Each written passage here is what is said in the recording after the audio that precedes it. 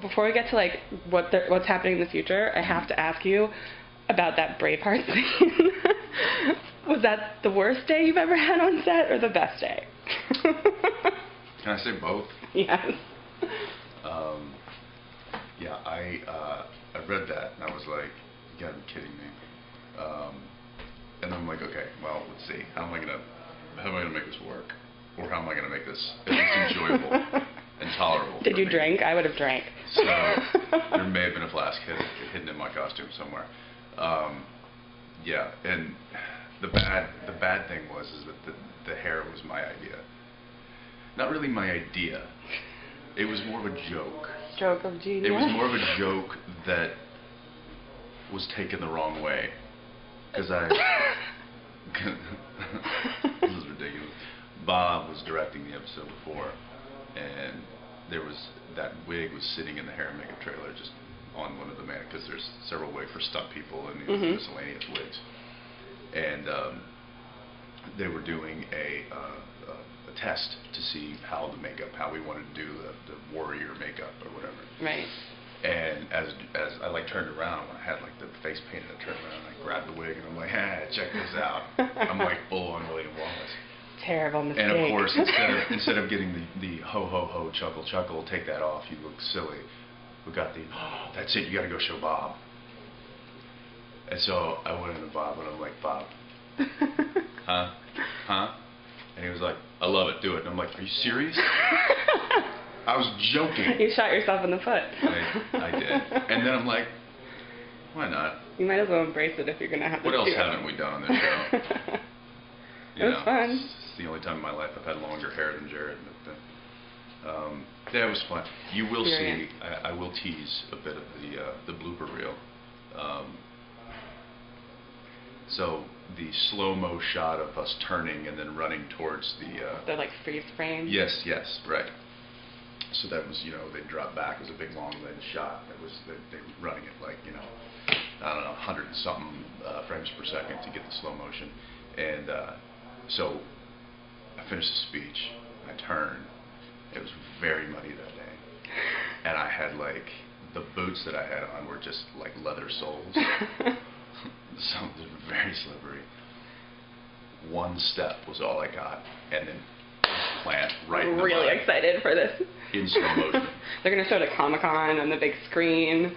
Yeah, Phil's already like, wow, we know what's kicking off our season 8. You'd think by like season 8 it would be like you'd have control over what goes in the blooper reel. To be honest, we probably by episode 13 there's probably enough crap for a 2-hour blooper reel. I'm not kidding, and that's like happening. I believe you. Oh, yeah, that's what happens after you spend 8 years with a cast and crew. You have too much fun. In tonight's episode, they reveal the big bunker. I was just looking at the set. It's unbelievable. It's a feature bunker. I mean, it's like a feature film. It's set. really cool. Yeah, I think it's the most expensive set we've ever built on the show. I mean, it's not like you guys have a lot of sets. Well, there's really no reason to really invest in big sets on this show. Because they get torn down in a week. Yeah, we had Bobby's house, which lasted way longer than it ever should have. That that set was not built to last more than a couple of seasons, and it lasted a lot more than that, obviously. Then we have Rufus's cabin, which has lasted a little while, and it's still standing, and it's, I don't know, it's still in stage 3. But that's really about it. It's really cool. What is it? I mean, how does that? We're sitting in Dean's bedroom right now.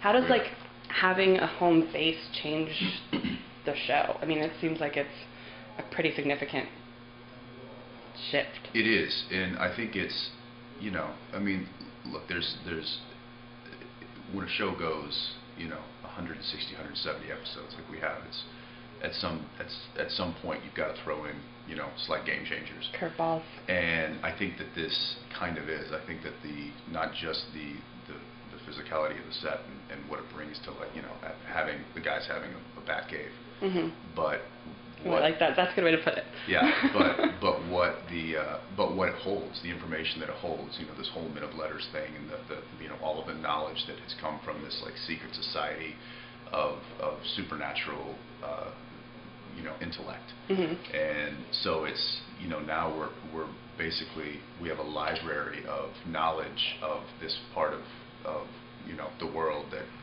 wasn't ever available to us. Really, basically all we had was Dad's journal and Bobby's research. Right. So now we have this kind of unlimited supply of knowledge that we start researching, but what I think what that does story-wise is that now opens up a whole new floodgate of possibilities for the writers to go. Does it change how they sort of find cases and approach their... It hasn't yet. Whether the writers decide to utilize that, I don't know. But what it might do is it might start introducing new methods of dealing with things, or new weapons, or new ideas on how to protect each other. And so it kind of it's like finding a really big Dad's journal and with all new information. But people don't have to worry about like the car getting parked in a garage and never seen again. No, cars still. I got so many tweets from people being like, well. ask if they'll still use their car. The car, yes. I think that when the car went down Last season? during the Sarah years, I think that hit really hard. Not only, I mean, I know it affected me. Like I was complaining. I'm not one to complain about stuff. I'm not like, oh, Sam has more lines than Dean. I could care less. You don't want more lines. I know you. Take them. Take my lines. I don't think Dean needs to be in this scene. I think I should probably go to sleep. I absolutely think that I should probably get knocked out and turn my face towards the wall, and you'll never see me again. No, but it's the car is back, and the car is something that I was like, listen, guys, come on, seriously. And I think when Jeremy came in, he's like, why is the car not?